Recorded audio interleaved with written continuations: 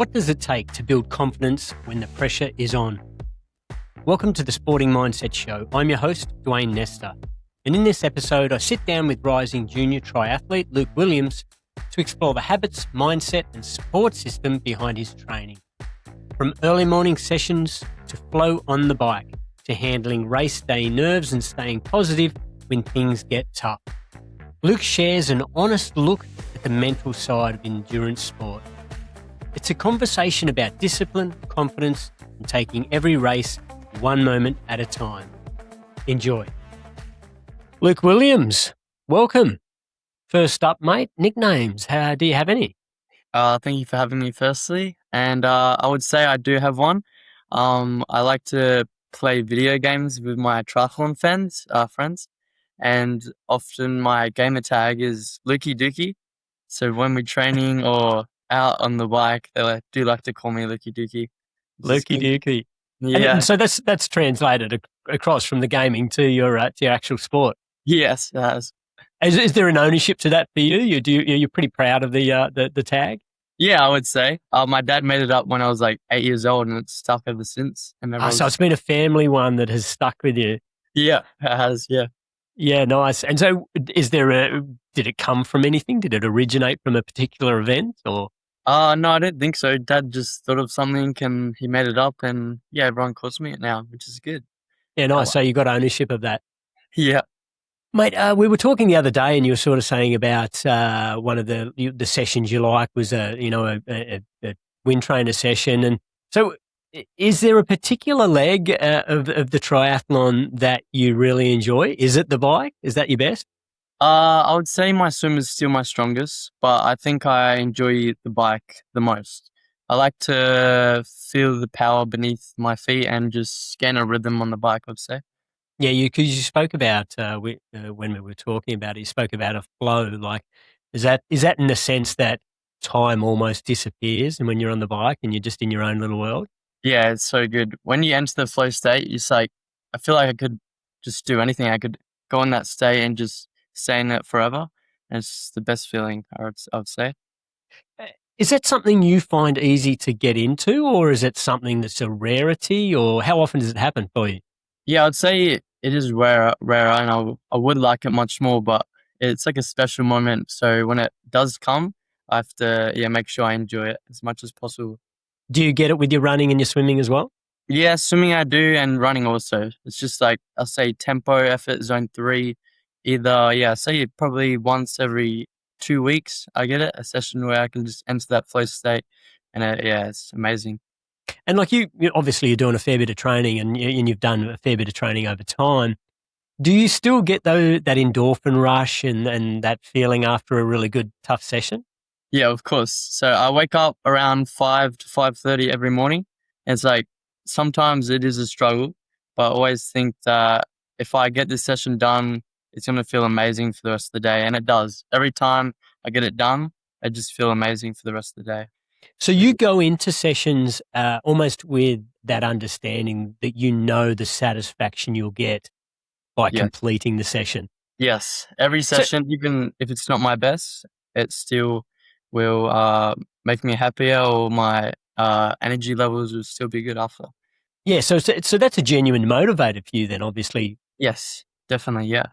How would you rate your attitude towards hard work? I would say I am happy to get up and do any session. If my dad is my coach, so if he puts it in my program, I will do it. Sometimes he would say I am complaining a little bit, but I'll still get it done, and I would feel good afterwards all the time.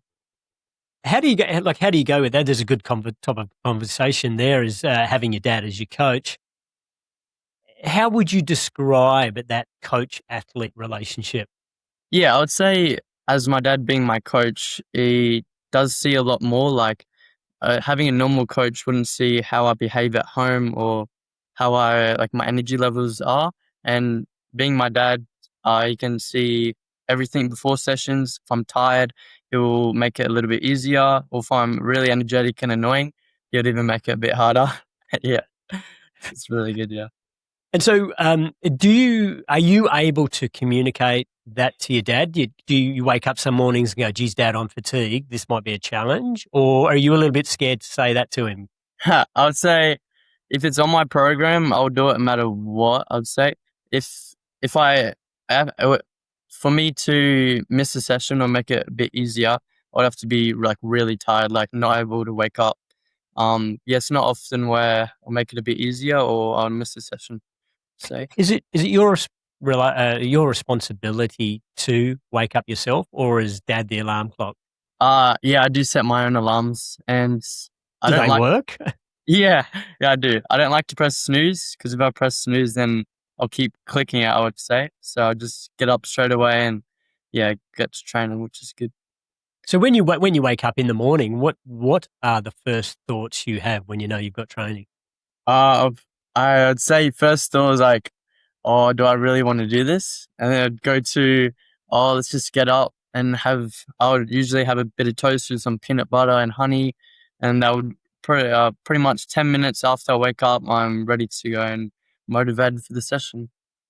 Yeah, so it's a case of even though you have a really good work ethic, you still find it hard to get out of bed. Yes, of course. Yes. Are there days where you potentially go to bed thinking about the next day's session and you're excited about it? So when you wake up in the morning, you go, "Oh yeah, I really want to do this session. Let's go. Let's rip into this." Yeah. Yeah. I'd say swimming is pretty repetitive. So I wouldn't say I'm really excited to get up for that one, but more like my long rides, like 3 to 4 hours in the hills.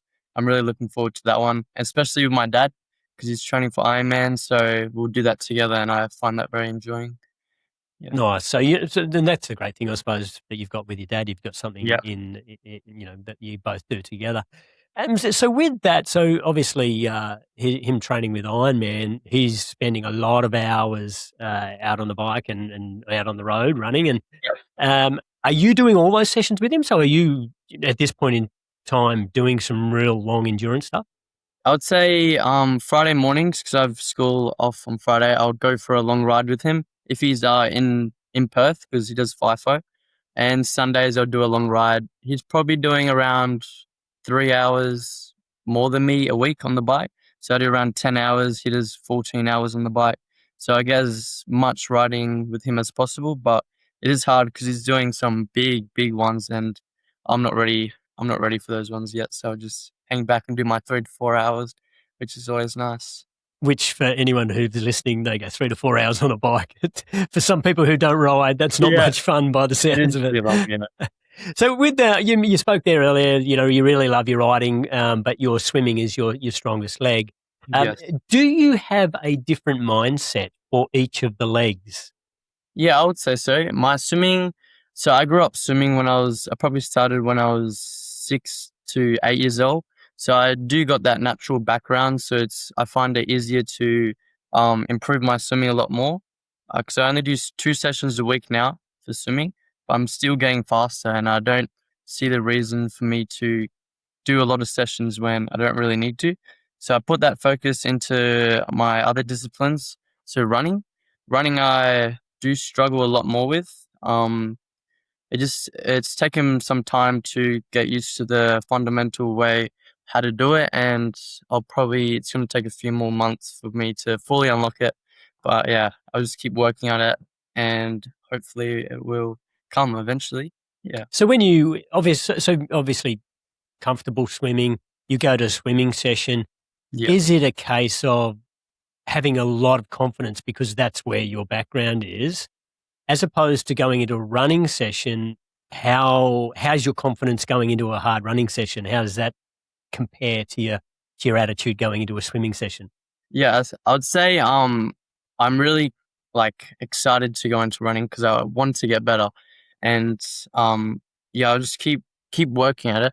And for swimming, I would say going into a session, I just know what I got to do, and I'll go into the session and do what I got to do, and then hop out. But I know my swimming, even if I take time off, I can come back to it, and it'll still be where I want it to be. Um, yeah, I would say that. It's good. And is that the case for across all three of the legs, that the swimming is the one that you can probably pick up the quickest if you Yeah, have a break? Yeah, me and dad think that swimming is a good base. So I'd swim and get a lot of fitness so I can bike and run on top of it. What do you think about when you're obviously a lot of your swimming is pool swimming, lap swimming? What do you think about when you're just following that black line up and down? Usually I'm thinking about the next rep or the rep I'm in now, because it's usually threshold reps, so long 400s. But I'm not the fastest in my squad, so I'm always chasing that person in front of me and trying to catch their wash, always, and trying not to let the person behind me catch me. Also, So there's an element of chasing rabbits and not being caught yourself. So a little bit of fear factor there, I suppose, is yeah, there? yeah, I'd say our squad is. I don't know what other squads do, but we're very competitive, so we always racing every rep. Which is just good, pushes us to our limits, which is fun. And that's the thing. How important do you think that competitive nature within a training session is for your own performance? I would say being competitive is a big factor, because if you're not competitive, then you're not going to push yourself to your absolute limit. Not saying you should do that in training session, but when it comes race day, you need to be able to give everything to bring home the glory, I'd say. Yeah. Is um is the outcome of your races or the results of your races, is that the most important thing for you when you actually race, or are you more inclined to just look at your actual performance, not worry about anybody else, but your actual performance? How do you get that balance right? Yeah, first we make goals where no one can affect it except me. So my how I'd feel, what my nutrition plan would be before the race, or what my warm up will be, and then if I get all those right, then we can do our outcome goal. So it would be the top three or to win. And if that doesn't work out, then sometimes, most of the time, it's my fault. But other times, I can't affect it, so I wouldn't really, it wouldn't really play a factor with my mindset, I would say. And so how do you practice um, being able to handle those goals either being achieved or not being achieved? So do you do some sort of practice in training where you might think about, okay, I want to get a top three here, and then you go, okay, I didn't get the top three. How am I going to respond? Do you train that, or is it just something that you let pan out on the day and react to when it happens? Yeah, I think if I don't get the result I'm looking for, my parents are really understanding and will just we won't talk about it after the race if I didn't get the result I want. And then we'll just go back to training the next day and focus on the next race coming up, or yeah, just use it as a motivation to move forward and try and get the result the next time. And if it doesn't happen, the next time after that. Yeah. So what process do you actually go through post race? What do you do? What's the mental strategies you use? I'd say post race. I always love post races actually, because I used to talk to everyone that race, and my family and friends are usually there, which is good. And then probably after medal ceremony and when it winds down and we start to go home, usually my dad and me do a good debrief, because usually he races also, so he debriefs with me and I debrief with him, just talking about every aspect of the race and what we went through mentally, but yeah, also physically. Which is And good. is that you leading your own debrief, or will he question you, and in return you question him about his race? Yeah, yeah. Questions are good. Yep. Because it makes us start thinking about our race and what we did. So yeah, he would ask me a lot of questions, and sometimes I can't answer them. So I would have to go back and run through my race in my head and try and figure out what happened, which is good. And do you is that just left at that, or do you then will you when you go home do you journal at all, or how do you do anything more with that information? Yeah, I'm not a big writer, or I'm just usually it's all in my mind. I would say. I would say that yeah, that is also a big factor. It's also like sometimes my mind is a superpower, but also my biggest weakness, because I seem to get in my head a lot in races. But yeah, I'm trying to learn how to control that, and yeah, hopefully I can come on top of it. So Future. what do you mean when you say I get into my head a lot during races? What does that actually Yeah, mean? How if does that actually work?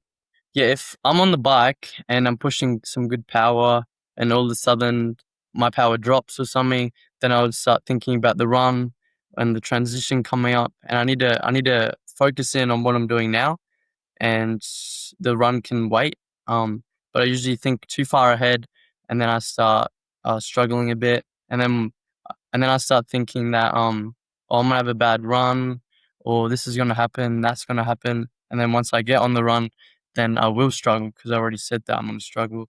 So yeah, say that.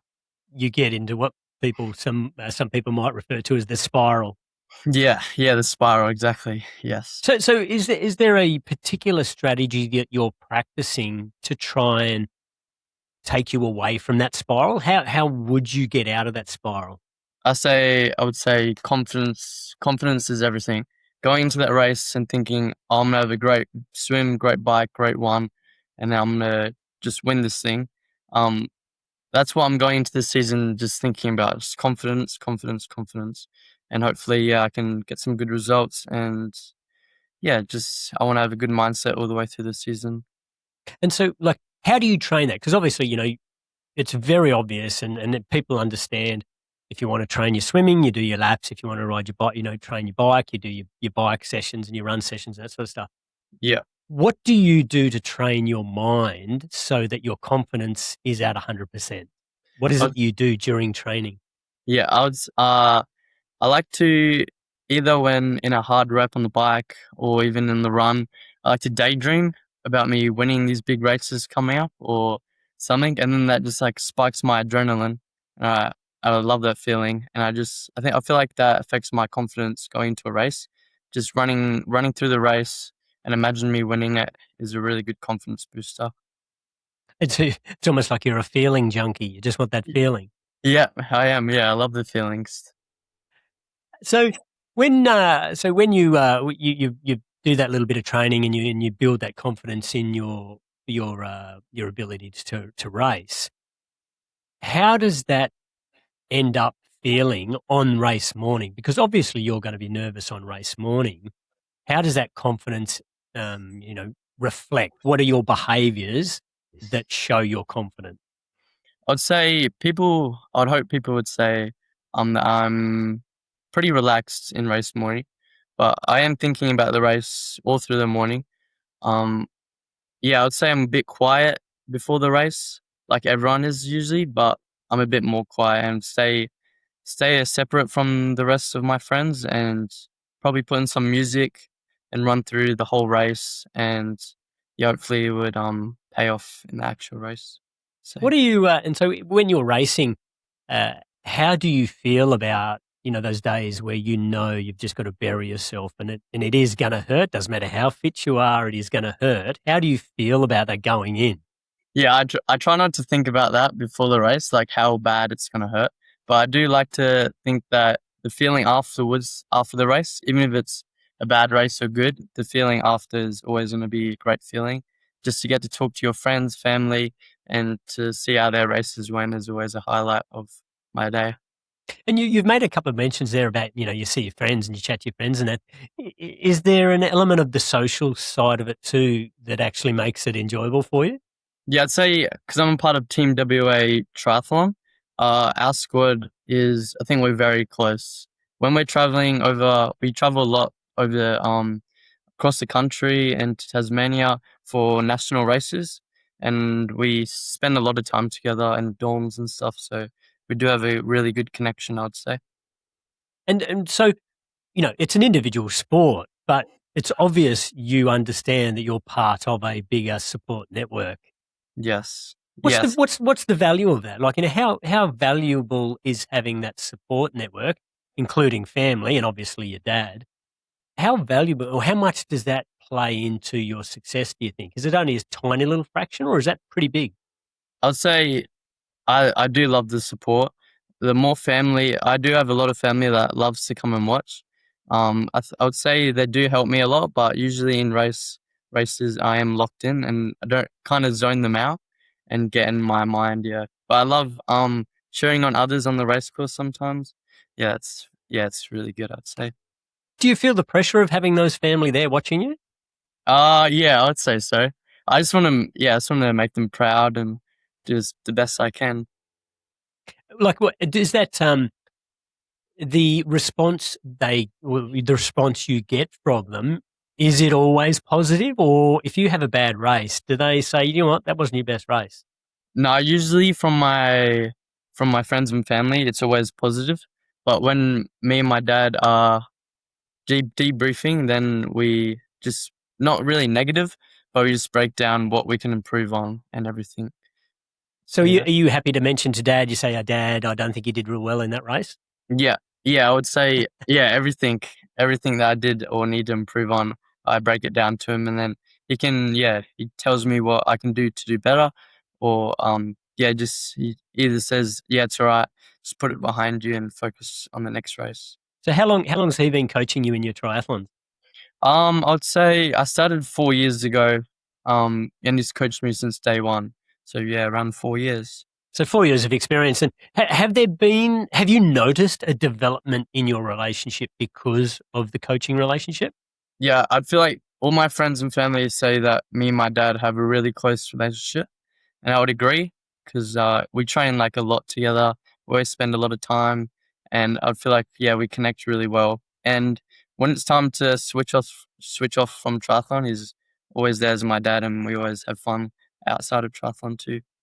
Is there a particular maybe saying, or is it a particular word, or is there a trigger that you'll both understand that training's over, it's now dad and son, or does it flow in and out really seamlessly?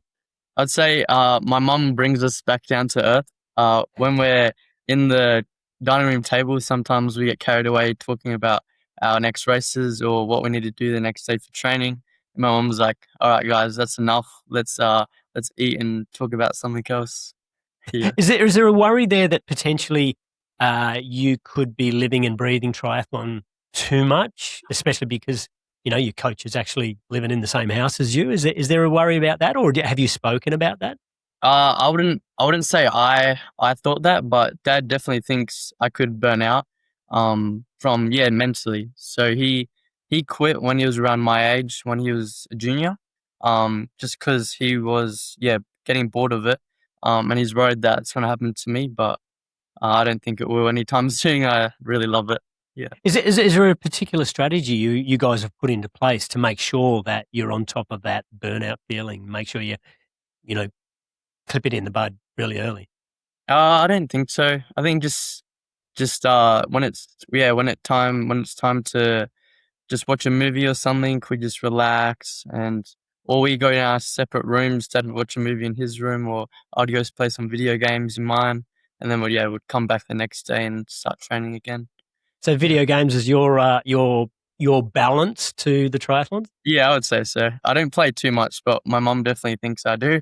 Uh, yeah, I just play triathlon friends, but also school friends. Yeah. Yeah, and because that's something that can eat up a lot of time. Um, is it you driving your discipline on knowing when to get off, knowing when to do your recovery, making sure you're getting your sleep? Is that you Yeah. driving that, or is dad? Yeah, it's me. You know? Because I'm 17 now, so they're not worried about me staying up late. But also, always make sure I'm off before 9:30, so I can get my 8 hours of sleep every night. Yeah, I'd say that's good. Yeah. And look, has that come from, obviously you might have done workshops on, screen time and things like that. Has that come from that education, or has it come from you understanding your own body and realizing I need my sleep, I need this recovery, it takes me a while to get to sleep or whatever it might be. Have you done that naturally, or has it been through learning? Yeah, I would say naturally. If I don't get my 8 hours of sleep, I'm always like sluggish when I wake up.